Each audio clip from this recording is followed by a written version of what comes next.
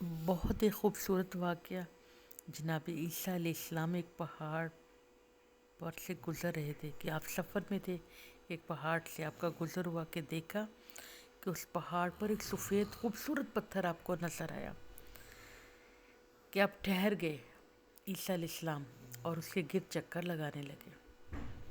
چوکور پتھر تھا اور سفید چمکیلا پتھر، بہت خوبصورت، اس میں شعائیں نکل رہی تھی، نور نکل رہا تھا۔ حیرت کی انتہا نہ رہی۔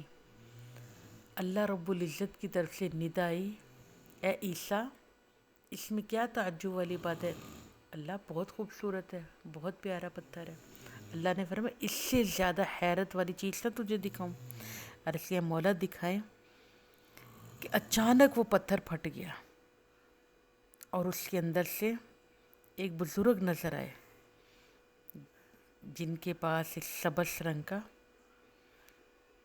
ایک عصا تھا اور ایک انگور کی بیل تھی، اور وہ عبادت میں مصروف تھے۔ تو عیسیٰ علیہ السلام نے اس بزرگ سے پوچھا، یہاں آپ کب سے عبادت کر رہے ہو؟ کتنی مدت گزر گئی؟ ان بزرگ نے کہا، میں 4 سال سے یہاں عبادت کر رہا ہوں، کیونکہ میرا دل چاہ رہا تھا دنیا سے بے رغبت ہو کر میں عبادت کروں۔ تو یہاں پہاڑ کے اندر میں آ گیا، پتھر میں اللہ نے مجھے جگہ دی اور میں عبادت کر رہا ہوں۔ تعجب ہوا، اے اللہ، اس سے بھی زیادہ کی عبادت کرنے والا تیرے کوئی نہیں ہو سکتا تیری بارگاہ میں، اس سے زیادہ مقرب تو تیری بارگاہ میں کوئی ہو ہی نہیں سکتا۔ اتنی عبادت بھی کوئی کر سکتا ہے؟ 400 سال دنیا سے بے رغبت ہو کر۔ اللہ رب العزت نے فرمایا، اے عیسیٰ، حیرت نہ کر، حیران نہ ہو، میرے محبوب محمد مصطفیٰ صلی اللہ علیہ وآلہ وسلم کا امتی جب 15ویں شعبان کو 2 رکعت نفل ادا کرے گا تو اس شخص کی 2 رکعتوں کا ثواب اس شخص کی 4 سال کی عبادت سے زیادہ ہوگا۔ یہ سنا تو عیسیٰ علیہ السلام نے کہا کہ کاش میں بھی امتی ہوتا، محمد مصطفیٰ کا میں بھی امتی ہوتا۔